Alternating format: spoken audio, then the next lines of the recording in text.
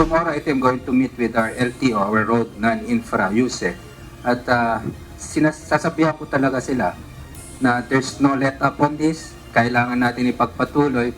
I think we owe it to the public and we owe it to the secretary, the former secretary. Mabilis na pag-aksyon laban sa pasaway na driver. Ito ang naging pamamaraan ni outgoing Department of Transportation Secretary Vince Dizon para madisiplina ang mga driver na lumalabag sa batas trapiko. Kanina, ipinasa na ni Secretary Dizon ang liderato ng DOTR kay Acting Secretary Giovanni Lopez. Even in just a short 6-month stint, na talagang napamahal na sa akin. Personally, I've been in and out of government for so long. Trabahante lang naman kami ni Secretary Lopez. Nangako naman si Lopez na itutuloy pa rin niya ang mga napasimulan ng dating kalihim ng DOTR. Kailangan natin kastiguhin at panagutin ang mga abusadong operators. Kailangan natin kastiguhin at panagutin ang mga barumbadong driver, ang mga bastos na pasahero. Higit sa lahat, kailangan natin panagutin ang mga corrupt na opisyal, tiwaling kawani ng departamento.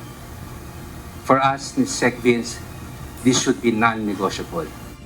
Bukod sa pagpapataw ng disiplina, tututukan din ni Lopez ang ilang malalaking proyekto ng DOTR gaya ng North-South Commuter Railway at Metro Manila Subway Project.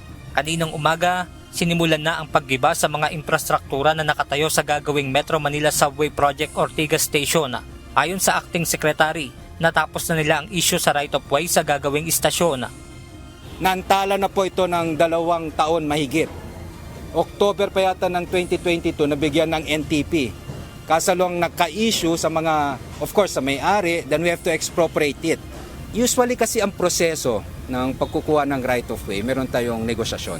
Sa madaling sabi, hindi po masyado naging maayos ang negosasyon.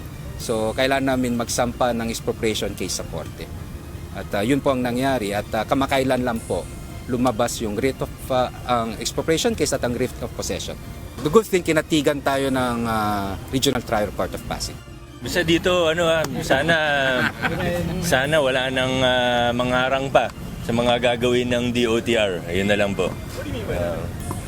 Hindi ko po alam. Basta sana wala nang mangharang pa. Ibig sabihin, may writ of possession na sila. Lahat ng mga permits, even sa LGU, kumpleto na po sila. Para sa subway, umaasa tayo na dire-diretso na talaga.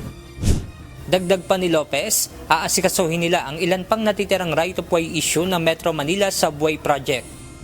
Pero ang maganda dito, if I may, ang magandang i-emphasize, ang right of way issue po ng subway, 95% okay na po by December.